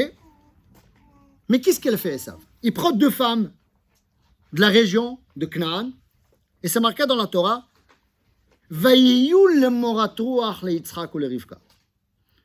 Ils ont fait quoi, cette femme-là? Ces femmes-là, ils ne pensent pas vraiment sur l'autre, ils pensent à eux-mêmes. C'est pour ça qu'ils ont fait quoi? Marqué, ils ont fait Avodah Zara, ils ont fait qu'est-ce qu'ils ont vu? Ils regardent leur intérêt. Esav, il regarde son intérêt. Esav, c'est un tueur, c'est un violeur, c'est de voleur. Il pense à lui. C'était une mal pour qui? Pour Yitzhak et Rivka. Ce pas des femmes qui correspondent à notre lien dans la famille. Ensuite, Esav, soi-disant, elle veut réparer sa faute. Et après, il prend la fille de Ishmaël. Ah voilà, quelqu'un de la famille. Enfin, il dit Rashi quelque chose d'intéressant. Pas seulement qu'elle n'a pas réparé. Rashi dit Hosif Risha al Rishato. Il a rajouté mal sur le mal. Pourquoi? Pourquoi on regarde comme ça? Quand même, elle a fait un effort. D'accord, elle a fait un effort. Pourquoi? Il dit Rashi, la raison, parce qu'il n'a pas viré les premières. Et alors? Elle n'a pas viré les premières, et alors? Mais quand même, elle a déjà fait un effort. Il prend une fille de la famille. Une fille qui vient d'Ishmaël. Ishmaël, c'est le fils d'Abraham, quand même. La réponse, si tu n'as pas viré les premières, ça veut dire que tu es encore enfant dans ton égoïsme. Si tu es enfant dans ton égoïsme, même que tu prends la fille d'Ishmaël, ça ne marche pas. Parce que ce n'est pas la personne qui est en face de toi. C'est qu'est-ce qui se passe dans ta tête. Comment toi, tu vois le lien et l'amour avec ta femme. C'est ça qu'est-ce qui Rashi reproche à Esav. Pourquoi elle a rajouté? Parce qu'Esav était dans sa bulle. Il regarde lui-même, il ne regarde pas les autres. Et pour calmer la conscience à lui, encore une fois son intérêt, il prend la fille de Ishmaël. Pas vraiment pour faire tchouva. C'est pour ça qu'il a rajouté une faute sur une faute.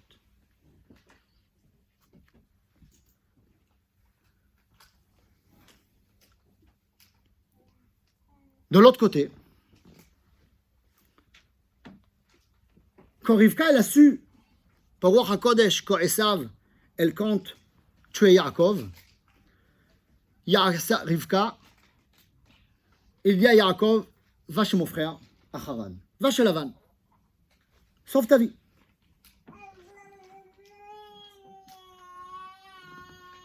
Bien sûr que Rivka, elle demande son mari Yitzhak. On ne prend pas une décision comme ça, renvoyer un enfant de la maison tout seul. On demande l'avis de Yitzhak. Et quand Rivka représente la chose à Yitzhak, il a dit à Yitzhak, je ne peux plus avec les filles de la région. Je veux pas que mon fils Yaakov va se marier avec une fille de la région. Qu'est-ce que tu penses qu'on va le renvoyer chez Lavan, dans ma famille, comme ça il va trouver une femme là-bas? Rivka, elle ne dit pas le vrai raison à Yaakov. Je n'ai pas dit qu'elle a menti. Il y avait peut-être deux raisons. Mais sa raison à elle, ce n'est pas ça qu'est-ce qu'il dit à Yaakov. Pourquoi? Parce que Yaakov, Rivka, il savait, il connaissait ce qu'est Yaakov, Yitzhak. Pardon. Elle n'a pas dit à Yitzhak. Parce que Rivka, elle savait ce qu'est son mari. Elle ne dit pas à son mari qu'est-ce qu'elle pense qu'on doit dire. Elle dit à son mari qu'est-ce qu'il faut dire à lui. Et lui, les choses matérielles pour Yitzhak, on ne prend pas en compte.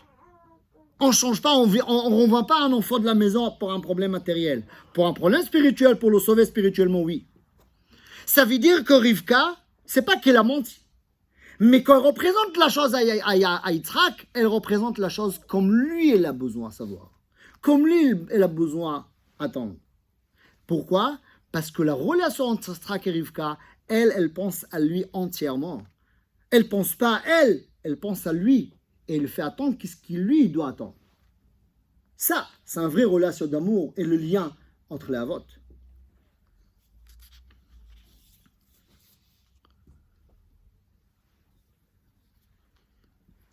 Ensuite, Rachel, on revient à Rachel. Quand Rachel, elle a vu que Léa, elle a accouché le 4e enfant, parce qu'après, quand Yaakov a vu qu'elle avait 4 femmes, Rachel l'a compris, elle a accepté. 12 divisé par 4, ça fait 3. Alors chacune, il y aura 3 enfants. Le moment que Léa, elle a eu la 4e, Rachel, elle dit à Yaakov, Havali banim, donne-moi, je veux un enfant. Il me l'en à Anochi, je préfère mourir. Bon, c'est des fois une expression. Je préfère mourir, ok. Et qu'est-ce qu'il répond Yaakov? Et Yaakov, il s'énerve sur elle. Vaïchar af Yaakov berachel, il s'énerve. Atachat Elokim ani, moi je suis pas responsable, demande mon Dieu, qu'est-ce que tu veux de moi? La vérité, je n'attends pas cette réaction de Yaakov. C'est l'amour de ta vie, Rachel. Tu l'aimes avec tout ton cœur. Tu ne peux pas comprendre qu'il est en souffrance. Et lui, où la compréhension qu'un mari doit comprendre sa femme? Il souffre. Moi, j'attendais de Yaakov une autre réaction. Oui, ma chérie, Bezrat Hashem, on va faire un effort, t'inquiète. On va prier Hashem, on va voir, t'inquiète, je suis là. Regardez l'histoire de Hana. Elkana, elle a dit, je suis mieux que 10 enfants. Je te donne tout, qu'est-ce que tu as besoin? Ça n'a pas marché quand même. Ça veut dire on ne peut pas acheter une femme avec des choses matérielles. Non plus un mari. Hein. Alors qu'est-ce qui se passe ici? Pourquoi Yaakov réagit de cette manière? C'est quoi le dispute? Encore une fois, une dispute qu'on voit entre Yaakov et Rachel. D'une certaine manière, c'est une dispute. Il s'énerve, il crie sur elle. D'ailleurs, on va voir d'ici, j'ouvre une petite parenthèse, parce que on va voir ici, quand un mari ne soit pas compris, il s'énerve. Yaakov, il n'a pas senti qu'il était compris, alors il s'énervait. Qu'est-ce qu'il a senti qu'il n'était pas compris? Il dit Rashi. C'est quoi la discussion qu'il y avait entre Rachel et Yaakov? C'est sûr que la discussion ici, et même la dispute ici, ça n'a pas touché l'amour de Yaakov et Rachel. On a bien vu après. Même tout l'amour qu'elle avait vers Rachel, elle a donné après à Yosef, toute l'histoire de Parachiote, avec la jalousie que ça fait. C'est quoi? C'est l'amour profond qu'elle avait pour Rachel, malgré qu'ils se disputaient ici. Ils sont consolés, peut-être. Mais qu'est-ce qui s'est passé ici? Il dit Rashi. Rachel, il dit à Yaakov, pourquoi tu pries pas sur moi, pour moi, comme ton père Abraham qu'il a prié sur sa femme? Il a réclamé quelque chose de très légitime. Écoute, ton père, elle a fais comme ton père. En général, les enfants, ils produisent ce qu'il fait le parent. Pourquoi toi, tu ne fais pas la même chose? Et Yaakov, il s'énerve sur Rachel, il dit, mais moi, je ne suis pas mon père. Mon père était stérile. Moi, j'ai des enfants avec les autres. Ça veut dire le problème, il est chez toi. Alors là, mais c'est ça la réponse. Même avec l'explication de Rashi, c'est choquant. C'est ça la réponse que Yaakov, il doit donner à Rachel. Le problème, il est chez toi, alors débrouille-toi. Vas-y, débrouille-toi, mais je suis ta femme. Mais c'est pas ça l'explication. L'explication de ce Rashi-là, elle est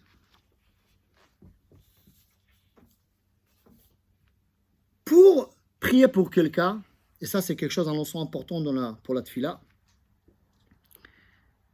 Je vais commencer par un midrash, par une gemara. La gemara, elle dit Kol ha-mitpalal al chavero, quelqu'un qui est pris sur l'autre. Sur le même chose qu'il a besoin, Na'anat Rila, on le répond aux premières. Vous voulez avoir quelque chose, il y a 2 personnes qui ont besoin de la même chose. Si vous priez vraiment sur l'autre, on va être répondu en première. Magnifique. Pourquoi c'est comme ça? Parce que le moment que je sens le besoin de l'autre, parce que j'arrive à être à sa place, la tefila elle est sincère. Prier pour quelqu'un, mais je ne sens pas sans souffrance. Non. Je fais une fila, Perek Tehillim, Shir Amarlo, très bien, Refoua Shlema. Mais que toi, tu souffres la même souffrance de l'autre, ta tfila, il vient dans tout ton cœur. C'est une tfila sincère. Et là, Kadosh Baruch Hu, il écoute. Il dit à Yaakov à Rachel, écoutez bien, Abraham, mon père, elle était stérile, était dans la même situation comme Sarah. Elle peut être à sa place. Elle peut sentir sa souffrance. Cette fille-là, elle est sincère. Moi, avec tout l'amour que je t'aime, je ne peux pas faire une fille-là sincère à 100% parce que je ne souffre pas ta souffrance. Ça veut dire être pour l'autre. Entièrement pour l'autre. Je pense à l'autre de son besoin, de qu'est-ce qu'il a besoin vraiment. Et quand je n'arrive pas à le donner, qu'est-ce que je ai besoin, je ne le fais pas parce que j'ai, de ce cas-là, seulement par rapport à ce sujet, Yaakov, il était bloqué. Alors Yaakov, il lui dit, Hatachat Elokim ani. Mais je ne peux pas. Je ne peux pas remplacer. Pourquoi je ne peux pas remplacer? Parce que je ne peux pas te sentir 100%. Parce que moi, j'ai des enfants. Le problème, il n'est pas chez moi. Si j'étais stérile comme mon père, alors je pouvais sentir ta souffrance. Je peux faire une vraie tfila. Et la tfila va être répandue. Ça veut dire que Yaakov, il était énervé sur Rachel. Mais tu n'as pas compris encore c'est quoi le lien qu'il y a entre nous. Tu n'as pas compris qu'entre nous, c'est quelque chose de très profond dans l'âme. C'est pas seulement physique. Et c'est pour ça qu'il était énervé.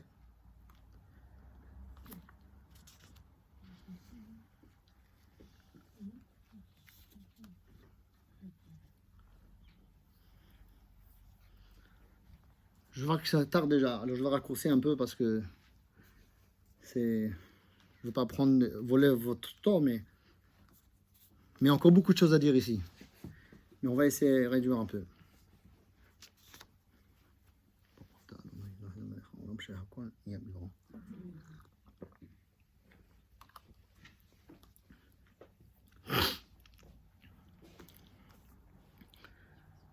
On a trouvé, et ça je vais donner un dernier exemple, mais il y en a plusieurs, mais Yehuda et Yosef, ça c'est le parachute actuel. On a trouvé la même idée. Yehuda et Tamar, l'histoire un peu bizarre, c'est un autre sujet.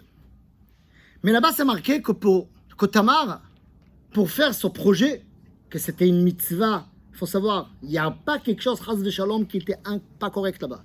Parce que c'est pas possible que le Mashiach va sortir de quelque chose de tordu. C'est pas possible. Maintenant, la explication, il y a des explications, c'est pas le moment. Mais Tamar, c'est marqué que pour réaliser ce projet, elle attendait que la femme de Yehuda va être morte, et ça ne suffit pas, elle attendait 1 an plus tard, 1 an après. Pourquoi? Pourquoi Tamar, elle doit attendre tellement de temps? La raison est très simple. La relation de Tamar et Yehuda, ce n'est pas seulement une relation d'amour physique par une envie. C'est pour faire une mitzvah, ce qu'on appelle la mitzvah de Yiboum. Mitzvah, on parle des choses spirituelles. C'est une relation plus spirituelle. Ça veut dire il y avait une relation physique, mais pour un but spirituel. Pour arriver de cette relation sortir le Melech HaMashiach, forcément que la relation doit être attachée dans l'âme, vedavak beishto, comme la Torah nous demande. Tant qu'elle n'a pas fini son deuil sur sa femme, sa tête elle est encore chez sa femme, elle ne peut pas coller à Tamar. Maintenant, pourquoi c'est passé de cette façon? C'est un autre problème. Mais comme je dis, c'était tout Bekdusha. Mais Tamar, elle attendait que la femme, elle va mourir, et elle attendait que Yehuda, elle va finir son deuil, comme ça, elle n'est plus attachée à sa femme pour réaliser ce projet. Pourquoi? Parce que chez nous, la relation, c'est pas stam en relation physique. C'est attaché par l'âme entre l'homme et la femme. Et Yehuda, tant qu'elle n'a pas fini avec la première femme, Tamar ne peut pas se réaliser ce projet. Yosef, la même histoire. Yosef, alors rapidement, il faut savoir l'histoire de Yosef, parce qu'on n'est pas conscient. Yosef, c'est un enfant que l'âge de 6 ans, il perd sa mère. Il grandit une maison avec un père, belle-mère, 3 femmes, les frères, et un petit frère qui vient naître. Binyamin, qui était bébé, Son père, il ne peut pas. Qu'est-ce qu'il va le dire? Il sent rien. La seule qui peut sentir quelque chose, et Yaakov, il le donne, tout l'amour qu'il avait à Rachel, il l'a donné à son fils Yosef. Ça crée la jalousie. Il est détesté par ses frères. Et cet enfant, il grandit par une souffrance de ses frères. Pas de mère. Un enfant, il a besoin de faire l'épaule de sa mère pour mettre son oreille et pleurer. Il n'avait pas. Et même son père, il ne pouvait pas, à un moment, il ne pouvait pas montrer cet amour-là qu'il avait vers lui. Parce qu'il se rend compte, en fait, ça a créé des problèmes à la maison. Vaïgar bo aviv, son père, il a crié sur lui. Mais c'est quoi cette rêve-là que tu fais? Calme-toi. C'est vrai. Aviv Shamar et Tadavar, son père, il a gardé l'idée dans sa tête. Mais à l'extérieur, il n'a pas montré cet amour. À un moment, il a compris qu'il faut être dur avec lui. Et cet enfant, il grandit comme ça, il arrive l'âge de 17 ans, en plein crise ado. Elle va voir ses frères. Son père, il demande quelque chose, il refuse jamais. Parce qu'il a reçu beaucoup d'amour de son père. Et ses frères voulaient le tuer. Yosef, pas de maman, pas aimé par ses frères, détesté par ses frères, pas sentir aimé par son père. Perdu. Dans cet âge-là, et même à l'époque, il y avait là-dedans. Les crises d'ados, c'est pas pour notre génération, hein, toujours. Il arrive, ses frères, il dit, on va te tuer. Il supplie. Non, je t'en prie, non, laissez-moi. Non, on va te tuer, tu mérites la mort. On le jette d'un puits. Finalement, on le prend, on le vend. On le vend comme qui? Comme un esclave. Et on a dit un esclave, c'est moins qu'un animal. On le vend comme un objet, 3 fois. Croyez-moi que sur la route jusqu'à Mitzrayim, elle n'était pas assise sur un banc, hein. Elle était jetée comme un chien. Elle arrive à Mitzrayim, on le vend comme un esclave. On vend des esclaves sans habits. Il faut savoir, c'est comme ça, parce que je vais voir qu'est-ce que j'achète. Ça veut dire le bisaillon, le dénigrement, le pire. Potiphar, elle achète. Waouh. Il commence à travailler chez Potiphar. Yosef, elle arrive dans l'état moral, physique, le plus bas qu'un homme peut être sur terre. Le plus bas. Moralement, Yosef, il était cassé, brisé. Elle a commencé à réussir. Le travail marche bien. V'Hashem berach et Yosef. Kadosh Baruch Hu donne la bracha. Et la maison de Potiphar, waouh, quelle belle affaire j'ai fait. C'est vrai, j'ai acheté un esclave qui était, il est bon, c'est un bon mec, bien, mais, et aussi il est bien, il travaille bien. Et il lui donne confiance sur tout ce qu'il a à la maison. Confiance absolue. Wow. Il était Mibira Amikta de plus bas et le plus haut. J'ai où dormir, j'ai où manger, j'ai apprécié la première fois quelqu'un qui fait un compliment, que je vaux quelque chose. Imaginez-vous moralement où il était, Yosef, et où il est maintenant. Waouh, top. Et là, la femme de son patron, il demande, viens avec moi. Et honnêtement, comme ça c'est marqué dans la Torah, à Mitzrayim, ça ne l'a pas dérangé. Et si son mari, il savait que sa femme le trompe, ça ne le dérange pas parce que tous, ils ont fait ça. Après, elle a inventé une histoire du viol. Ça, non. Mais par la volonté, pourquoi pas? C'est Mitzrayim, c'est comme ça. C'est tous. La Torah a dit que c'était le plus tmeim du monde. Mitzrayim, les gens de Mitzrayim, c'était le plus tmeim du monde. Alors, je ne pense pas que ça pose un problème s'il savait. Et Yosef refuse. Il dit non. Mais dis-moi, Yosef, franchement, pardonnez-moi sur la question, je sais, elle est bizarre, mais il faut le poser. Mais Yosef, mais tu as vu d'où tu es venu? C'est quoi ton problème maintenant? Moral de qui? Parce qu'elle est mariée. Son mari, il s'en fout. Allez, vas-y, continue, sinon tu vas être en prison. Tu vas gâcher ta vie, regarde d'où tu es venu.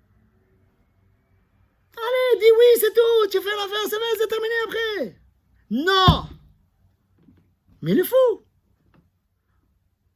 savez pourquoi? Yosef, c'est le fils de Yaakov. Chez nous, on n'a pas le droit d'avoir une relation pour envie, parce qu'on est en vie. Il faut avoir un attachement dans l'âme. Elle a vu dans l'astrologie que de sa maison, il y aura la continuité de l'âme Israël, mais la trompée de la personne. Ce n'était pas elle. C'était sa fille. Et on verra tout de suite, ce n'est pas vraiment sa fille. Alors, Yosef, il dit non. Pourquoi? Parce que tu as une femme mariée. Et quand tu es une femme mariée, ton âme, elle est déjà attachée à quelqu'un. je ne peux pas être attaché à deux personnes. Ce n'est pas possible. Je ne peux pas être avec toi. Parce que chez nous, une relation, c'est vient par l'amour et le lien profond vedavak beishto. Toi, tu es déjà attaché à quelqu'un, je ne peux pas être attaché à toi. Elle a refusé. Mais son père, il était marié à 4 femmes. Je ne voulais pas rentrer à ce sujet parce que ça c'est une autre question que je sais, c'est une question qui est... Ça explique ici, mais c'est très tard. Et je n'ai pas fini. Mais pourquoi la femme n'a pas le droit de se marier avec plusieurs hommes et l'homme a le droit de se marier avec plusieurs femmes après la Torah?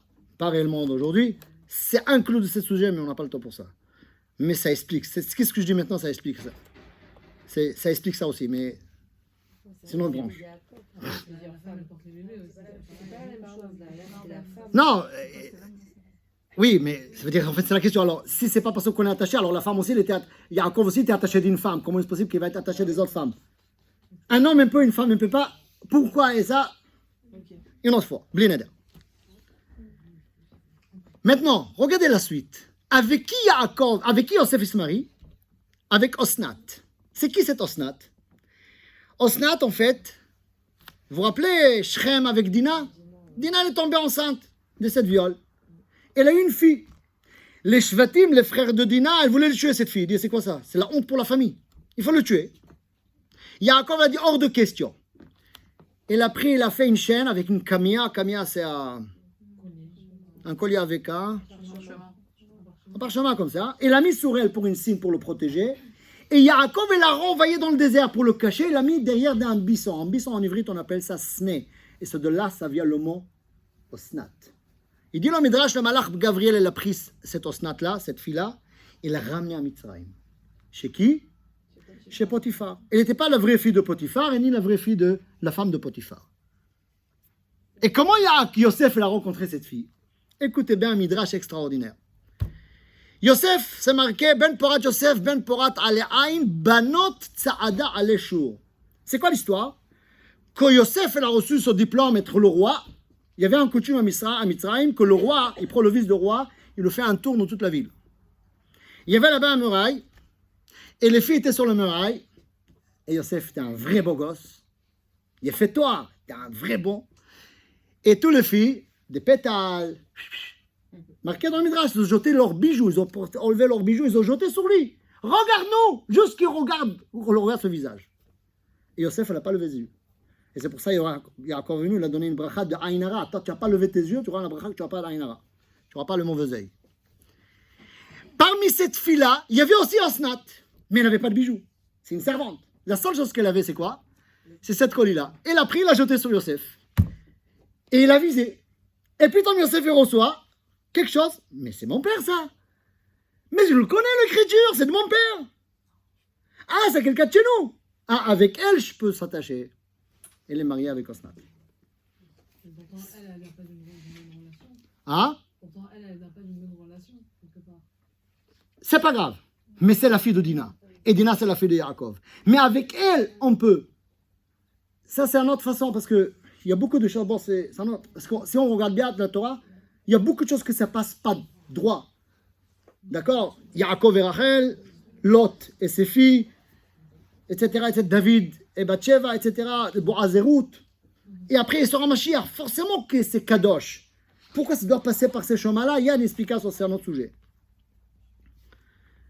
Ça veut dire, c'est ça le lien qu'il y a ici dans le couple. C'est ça, en fait, l'idée. On va faire un résumé, après on va passer sur un point pratique, parce que quand même, il faut finir. Waouh, je vous demande pardon.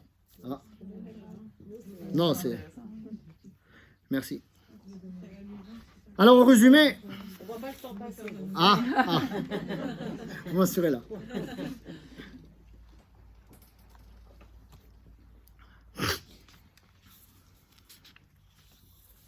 Alors, en résumé, ça veut dire que la vie de mariage, le lien et l'amour qu'on parle ici, c'est quelque chose de très profond, qui est au-delà de la relation physique.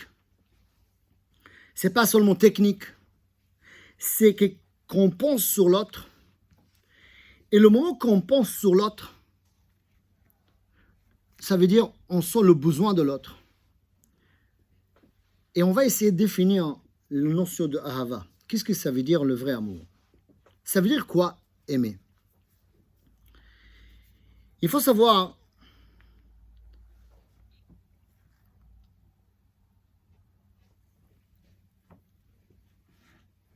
que l'amour, le mot ahava, la définition de mot aimer, à comprendre le mot aimer. Alors il y a une phrase dans la Lachon HaKodesh, je ne sais pas exactement si ma femme peut le traduire, la phrase de... Une phrase de... Ah, en français? C'est parce que j'ai... Il y a une phrase qui dit comme ça.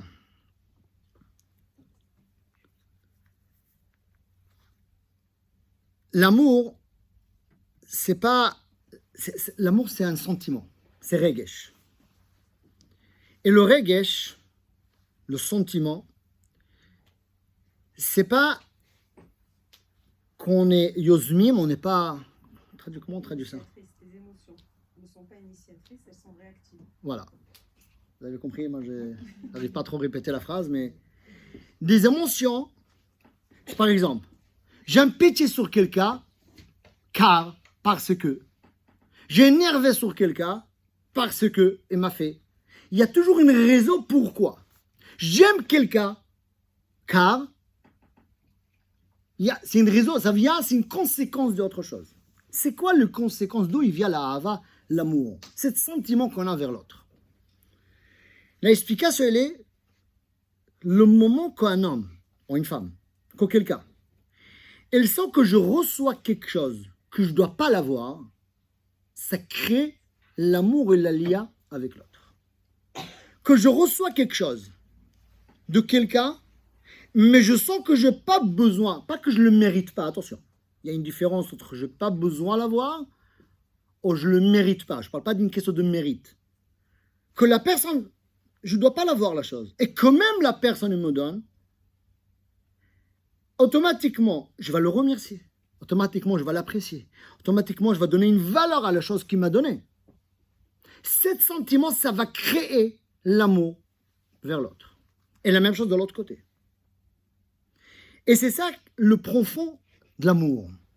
Et la vérité, c'est d'ailleurs, c'est la même chose avec nous, avec Hachem. S'il y a des gens qui, ils attendent à Kadosh Baruch Hu des choses, pourquoi ils ne me donnent pas? Ou pourquoi il m'a pris un proche? La personne n'aime pas Hachem. Quand on aime Hachem, quand on sent qu'on reçoit, même qu'on ne mérite pas, même qu'on ne doit pas l'avoir, et Akadosh Baruch Hu nous donne, ah, je leur j'aime Hachem. L'amour, c'est une conséquence, et c'est ça les deux phrases qu'on a dit avant. Il y a un intérêt de recevoir quelque chose. Non, je ne dois pas avoir la chose, et quand même la personne elle me donne. L'autre, il me donne, pas parce que, l'autre, il me donne parce qu'il me prend, il me pense à moi. L'autre, il me donne parce qu'elle est à ma place. Et moi, je ne sens pas que je dois l'avoir. Donc je vais l'aimer. Automatiquement, ça va créer l'amour vers l'autre. Il m'a donné quelque chose. Si j'ai attends qu'il me donne, ça crée une attente. Quand il y a une attente, il y a une déception. Mais si je ne l'attends pas, c'est pourquoi je ne l'attends pas? Parce que nous tous, on attend des choses. C'est parce qu'on vient en mariage avec des idées dans la tête et il me doit faire des attentes. Mais le moment que je n'ai pas cette attente, pourquoi? Je ne dois pas l'avoir. Pourquoi il va me donner? Il n'y a pas de raison pourquoi il doit me donner. Et il me donne quand même. Pourquoi il me donne? Parce que l'autre, il pense à moi, entièrement à moi, et pas son intérêt à lui. Ça va créer cet amour. Ça veut dire que l'autre, il n'a pas d'intérêt parce qu'il pense, il ne fait pas pour lui, il fait pour moi. L'autre, il fait pour moi entièrement. C'est celui qui donne. Celui-là qui donne, il fait entièrement pour moi. La théorie. Mais non, j'ai voilà, mais pas de la pratique, la théorie. Il donne pour moi. Donc moi, je vais l'aimer. Voilà. Et automatiquement, ça va créer un sentiment profond, pas par intérêt, profond pour l'autre. Et là, l'autre côté aussi. Ça veut dire que bien mettre les deux phrases qu'on a commencé. Un là pour l'autre, est le vrai, mais ça dépend de quelle manière. Est-ce que je suis là pour l'autre et l'autre elle est pour moi, pour mon intérêt, ou vraiment je suis là pour l'autre? Comment je sais? Est-ce que ça vient par une attente ou pas? Si je ne l'attends pas, la chose, et l'autre il me fait quand même, ça veut dire que je sens qu'il me donne parce qu'il pense à moi, pas parce qu'il pense à lui. S'il me donne parce qu'il pense à moi, pas parce qu'il pense à lui, ça va créer cet amour fort, cet lien entre moi et lui. Et c'est ça la première chose. Ce n'est pas un travail facile, mais c'est un premier pas. dans la vie de couple, à commencer à habituer, penser aux besoins de l'autre entièrement. Pas où je suis dans ses besoins, qu'est-ce que l'autre a besoin. Et le moment que l'autre, il recevoir ça, ça veut dire il y a un travail de deux côtés. La personne qui donne, il doit donner sans penser à lui. Ça veut dire vraiment savoir qu'est-ce que l'autre a besoin. Et ça, il faut connaître notre conjoint pour savoir qu'est-ce qu'il a besoin. Pas qu'est-ce que moi je pense qu'elle a besoin. Et là, qu'est-ce qu'elle pense et qu'est-ce que vraiment elle a besoin. Et de l'autre côté, la personne qui reçoit, il ne doit pas attendre. Il ne doit pas attendre le qu'est-ce que l'autre lui donne. Et maintenant, de l'autre côté aussi, le côté de Marie, il doit donner à la femme qu'est-ce que la femme elle a besoin et pas qu'est-ce que lui il pense qu'elle a besoin. Vraiment, qu'est-ce qu'elle a besoin. Et la femme, elle n'a pas besoin d'attendre de lui des choses. Pourquoi tu t'attends alors encore ton intérêt en dedans. Et c'est comme ça le moment que les deux vont commencer sur cette lien. Doucement, doucement, ça va créer un lien profond. Maintenant, bien sûr, c'est une première étape. C'est pas... Après, c'est des étapes. Et après, il y a le dialogue. Ça veut dire on ne peut pas parler sur tout maintenant. Quelque part, il y a une réciprocité en fait, en gros. Donc en gros, il y a quand même une réciprocité, quoi qu'il en soit. Non, quel intérêt? Parce que vous dites qu'à partir du moment où l'autre il nous donne quelque chose qu'on n'a pas forcément besoin. Pas besoin. Je ne pense pas que je dois l'avoir. Alors quoi, tous les besoins qu'on ressent, on est censé se dire non. Non, c'est pas à nous à dire que. C'est pas à nous à dire ça. Mais c'est l'autre qui va sentir la chose. C'est pas, je le fais pas pour moi, je le fais pour l'autre. Je le fais pas pour l'autre. Et l'autre, il n'a pas d'attente. Et lui aussi, il va vous le dire. Hein? Parce que forcément, dans ce que vous dites, il y a forcément une réciprocité. Pas forcément. Pourquoi? Parce que finalement, si l'autre il n'agit pas comme... Ça je dis que c'est un travail qui doit être à deux. Impossible de travailler sur ça seul, c'est pas possible. Donc forcément, il y a une réciprocité. Mais de toute façon, on pense à nous-mêmes d'abord, et à partir du moment où nous on va le faire, notre mari va voir que nous on le fait, donc du coup lui il va avoir envie de le faire. Alors ça veut dire que c'est bien pour notre intérêt. Et si c'est pour notre intérêt, ça reste extérieur. Si ça vient pour notre intérêt, alors c'est pas un vrai... Attention, je n'ai pas dit que s'il n'y a pas ça, ça veut dire qu'il faut aller au Bédine. Mais il faut savoir que ce n'est pas le niveau, le lien et de l'amour comme la Torah le demande. Maintenant, bien sûr qu'on vit comme ça. Et c'est normal qu'on vit comme ça. Quelque part, ils se sont énervés parce qu'il n'y avait pas cette réciprocité-là, finalement. C'est parce que l'autre côté aussi, c'est à l'envers. Si de l'autre côté aussi, il y a le même travail. C'est pour ça que je dis que ce travail-là, il doit être les deux côtés. Chacun. L'homme et la femme, les deux côtés, ils doivent travailler sur les deux. Ça veut dire quand on donne qu'est-ce que l'autre a besoin parce que je me mets à sa place. Première chose, je me mets à sa place. Alors je lui donne qu'est-ce que vraiment lui il a besoin. Et pas qu'est-ce que moi je pense qu'elle a besoin. Qu'est-ce que vraiment l'autre il a besoin. Et moi, j'attends rien de lui. Ça veut dire que c'est entièrement pour lui. Si j'attends quelque chose de lui, ça veut dire que c'est un retour. Si c'est un retour, c'est un intérêt. Si c'est un intérêt, ça ne tient pas. C'est normal qu'on a besoin de lui. Je n'ai pas dit que non. Ça veut dire qu'on a besoin de lui. C'est normal que... Oui. Dans tout, c'est normal. Qu'on s'attend. Mais non. Il y a un besoin de lui. Voilà. Il y a une attente. Ça veut dire que j'attends quelque chose. Tu vas être déçu. Alors attention. Non. Je veux préciser. Il y a des gens qui n'attendent rien pour protéger. Il y a des gens qui n'attendent rien pour protéger. Ils se disent, je ne veux pas être déçu, alors je n'attends pas. Ça, c'est intérêt. Parce qu'en fait, je me protège. Mais quand tu donnes, c'est très content. Pardon? Quand tu n'attends rien et que tu reçois, tu es encore plus content. Parce que peut-être elle attend quelque chose et... On est content, mais quelque chose faux. On est content, mais quelque chose faux. C'est-à-dire qu'en fait, ce que vous dites, c'est que... J'ai pas dit que non. J'ai pas dit que non. Mais on va dire dans l'échelle de 0 à 10, on va dire on est à 5. Mais quand on reçoit quelque chose qu'on n'a pas attendu, on est à 10. Ah, voilà. Ça veut dire que c'est encore beaucoup plus fort. C'est pour ça que je n'ai pas dit qu'il ne faut pas avoir cette vie. Cette vie, c'est une réalité. Et on continue comme ça. Et on peut vivre en paix comme ça.